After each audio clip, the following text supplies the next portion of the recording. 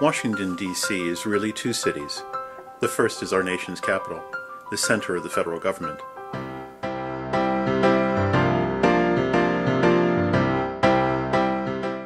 But there is another Washington, the municipal one. This is the one referred to as D.C., or simply the district, by those who actually live here. This city is divided into 8 municipal wards. 2 of them in particular, Wards 7 and 8, are separated from the other 6 by the Anacostia River.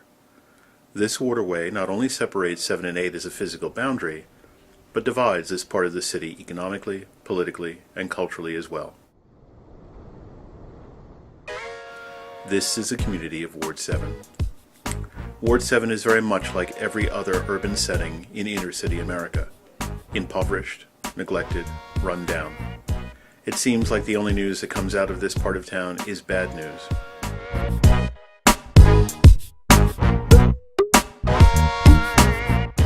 But behind the headlines, every community has its unique traditions, customs, and memories.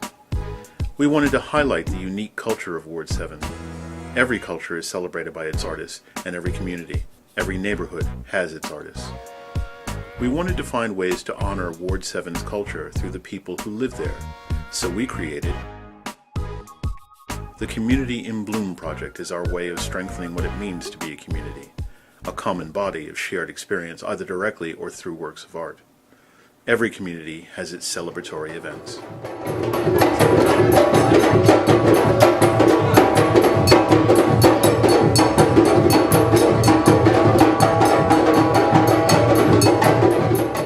During one of them, we recorded the memories of many residents of what it is like to live in Ward 7.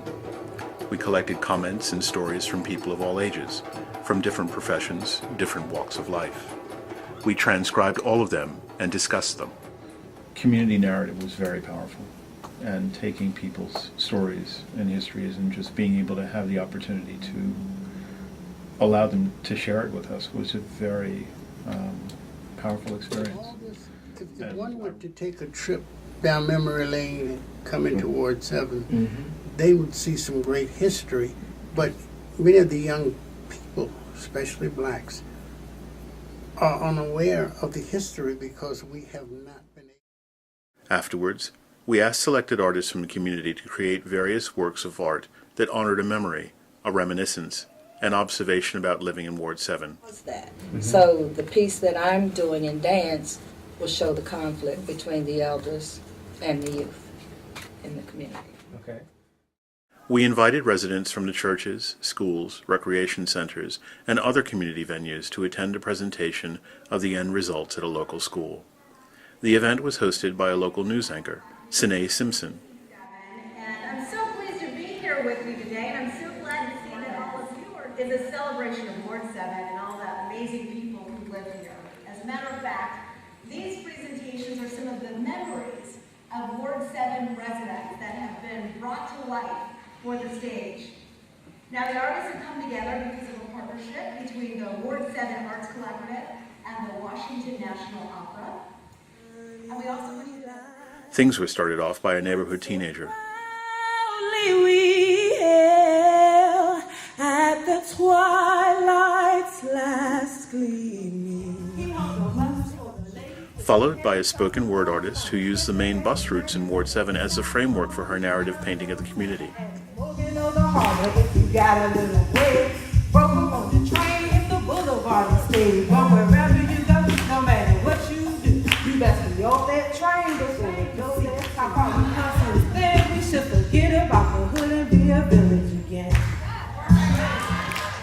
Students from a local school created choreography that illustrated the tension between the older and younger generations.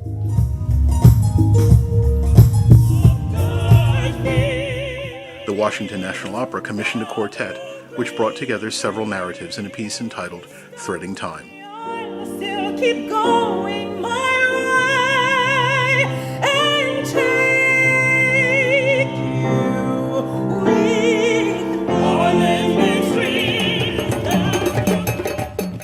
A dance group that celebrated the African roots of Ward 7's inhabitants. And a raffle to wrap up the evening.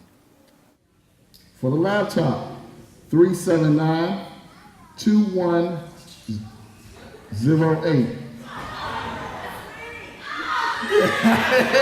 Councilman Alexander.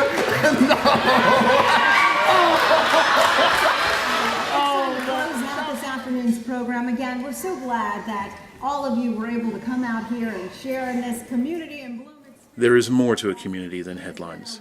There is history, culture, and relationships, all of which can be shared through artistic experience.